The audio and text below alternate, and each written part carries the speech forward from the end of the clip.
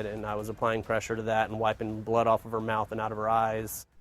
A man shot and killed by Bartlesville police after an officer says he beat a woman. New tonight, court records reveal the man was set for trial next month. Good evening and thanks for joining us. Police arrested William Cole in April on a complaint of domestic assault. 2 Works For You reporter Corey Duke went to the site of yesterday's deadly shooting, and she's live with Good Samaritans credited with saving the woman's life. Corey. O'Brien, if it weren't for the eyes and ears of neighbors on this street, witnesses tell me they're afraid that the woman who was assaulted at this house last night may not be alive today. A sleepy street awakened by an absolute nightmare. This was unreal, surreal. It's very startling. These two, a landlord and a neighbor, put themselves in the middle of something they say they witnessed far too often. That's why Lauren Rovenstein and Joshua Carey were on the lookout last night when they say they sensed William Cole was out to harm their neighbor. I changed the locks on the house and thought we had it all clear, and we didn't know where he was, but she was all battered up and bruised pretty bad. Basically, we all watch each other's backs around here, and we all know what he's capable of.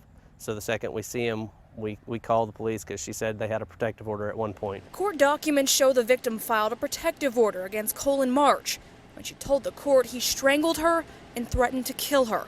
Sources close to the victim believe a domestic disturbance call on Edgewood Avenue last night pushed Cole over the edge.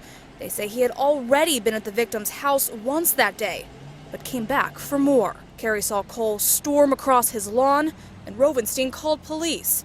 When police arrived, witnesses say Cole was angry. He barreled out the door and tackled her off of the porch into the yard in front of both officers. Police tell us an officer deployed a taser on Cole, but witnesses say it had no effect. And as he got up, he punched the number 1 officer that actually knocked on the door. He punched him in the mouth. I heard 3 shots, pow, pow, pow. Tonight, Cole is dead, while the victim and the officer are recovering.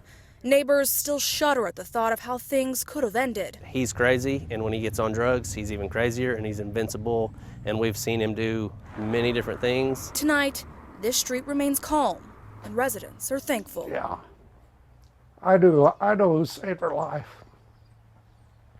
The eyes of all of us. God really cares. William Cole has a pending felony charge of assault and battery. He was due in court December. The OSBI has taken lead on this investigation. The officers who were involved are on paid administrative leave, and their names have not yet been released. Reporting live, Corey Duke, 2 Works For You.